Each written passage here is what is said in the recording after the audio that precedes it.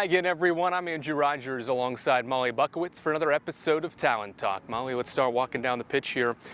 You were recruited several years ago now. You've been here 6 years. But what was so appealing about Carson-Newman, Simon Duffy, and this women's soccer program?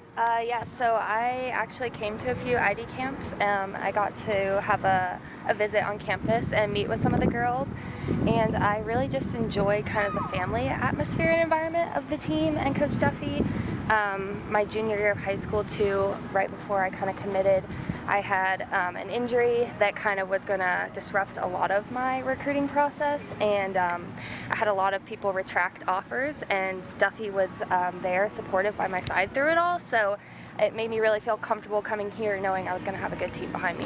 When you got here, it was COVID, the spring season, shortened season. Yeah. What was that like to not really experience a true fall, but to experience that spring season before that first fall? Yeah, it was definitely interesting. First semester, away from home for the first time, like adjusting to everything, and then COVID on top of it definitely threw in some road bumps. Yeah.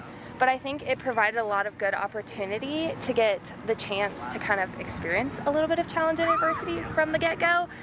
Helped me get to know my teammates and just get some extra time in before a real season started. Right. You play a interesting position, and there's a lot of interesting positions in soccer, but up front as a forward, if you're not scoring or you're not assisting or doing things that help with the offense, sometimes you think, okay, what are they actually doing out on the field? So how difficult is it for maybe an outsider to understand your position?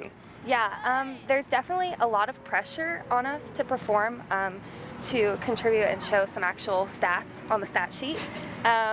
Kind of if you're not doing that, you are thinking to yourself, all right, what impact am I having on the field?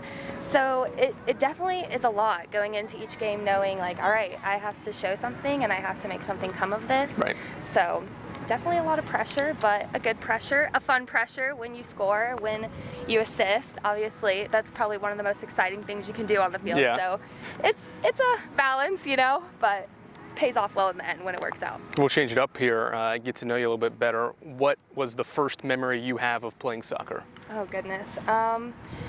Back home, soccer was really, really big. It was something that like all my friends did, and so I think one of the things I remember the most, we had a tournament they called the Haunted Classic. Okay. We had this huge soccer complex. They would put up like Halloween decorations, they would do hay rides, and we would have tournaments there every year. So that was probably one of my like best memories of soccer at a young age, is just getting to play and do that kind of in a fun atmosphere. Favorite thing outside of soccer?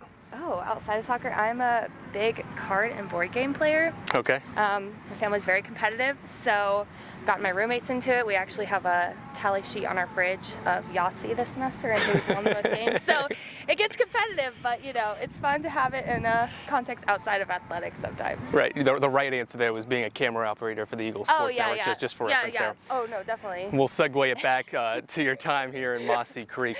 You've been here 6 years. Do you know how many teammates you've had over the last 6 years? I know the answer. Oh, gosh. Unfortunately, I know the answer. I don't know what it is, but I know it's been up there. I've had the privilege of playing with a lot of really great players, so.